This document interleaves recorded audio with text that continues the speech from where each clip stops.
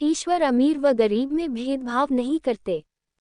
केरल के गुरुवायूर में भगवान श्री कृष्ण जी का मंदिर बहुत लोकप्रिय है और हजारों भक्त इस मंदिर में नियमित रूप से दर्शन के लिए आते हैं।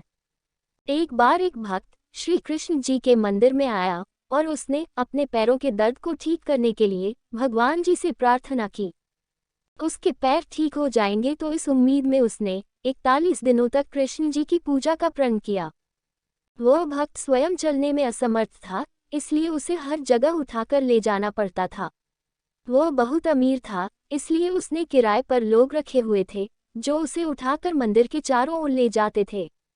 सुबह सबसे पहले उसे नहाने के लिए मंदिर के तालाब तक उठाकर ले जाया जाता था। उसके बाद वह कृष्ण जी की पूजा पाठ करता था।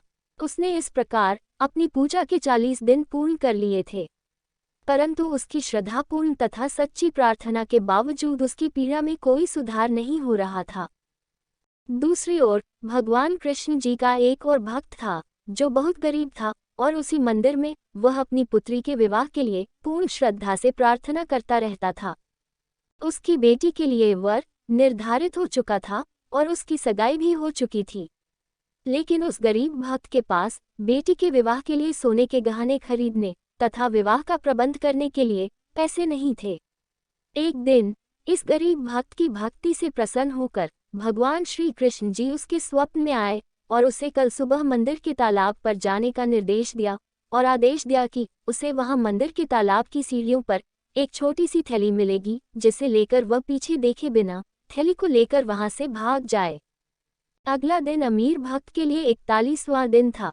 हालांकि उसके पैरों के दर्द में कोई सुधार नहीं था, लेकिन फिर भी वह भगवान कृष्ण जी को अर्पण करने के लिए एक छोटी थैली में सोने के सिक्के लेकर आया था। स्नान के लिए जाने से पूर्व उसने थैली को मंदिर के तालाब की सीढ़ियों पर रख दिया। इधर वह गरीब भक्त स्वप्न में भगवान जी के सुझाव के अनुसार मंदिर के तालाब पर गया और वहीं सीढ़ियों पर उसे एक छोटी सी थैली मिली। उस थैली को उठाकर वह पीछे देखे बिना भाग गया। तभी अमीर भक्त ने भगवान कृष्ण जी के लिए रखी थैली को लेकर भागते हुए किसी को देखा।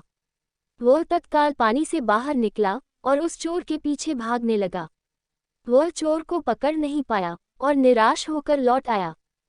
अचानक उसे यह एहसास हुआ कि चोर को पकड़ने के लिए वह दौड़ा था, जबकि इससे पहले उसे उठाकर ले जाना पड़ता था। इस चमत्कार के अनुभव से अचंभित हो वह खड़ा का खड़ा ही रह गया। वह अति आनंदित हो गया था क्योंकि अब वह पूर्णतया पीड़ामुक्त था। भगवान कृष्ण जी की इस अनंत कृपा के लिए उसने प्रभु को बहुत बहुत धन्यवाद दिया। इस तरह 41वें दिन ईश्वर अपने दोनों भक्तों की श्रद्धा से प्रसन्न हुए और उन्हें उदारतापूर्वक आशीर्वाद दिया। इस तरह अमीर भक्त को अपने पैर के दर्द से मुक्ति मिली और गरीब भक्त को अपनी पुत्री के विवाह हेतु थैली में पर्याप्त सोने के सिक्के मिले। दोनों ने कृपालु भगवान कृष्ण जी को अपनी प्रार्थनाएं सुनने के लिए अनेक अनेक धन्यवाद दिया। सीख: ईश्वर ने अपने दोनों भक्तों को आशीर्वाद दिया और उनकी भक्ति को पुरस्कृत किया। हमारे भगवान जी अमीर व गरीब दोनों भक्तों को एक समान आशीर्वाद देते हैं। अमीर भक्तजन विभिन्न परियोजनाओं के लिए धन दान देते हैं, जबकि गरीब भक्तजन इन परियोजनाओं को सफल बनाने के लिए निस्वार्थ सेवा करते हैं। भगवान के तौर तरीके भिन्न हैं, परंतु वे हर उससे प्रेम करते हैं जो उनके प्रति निष्ठावान है।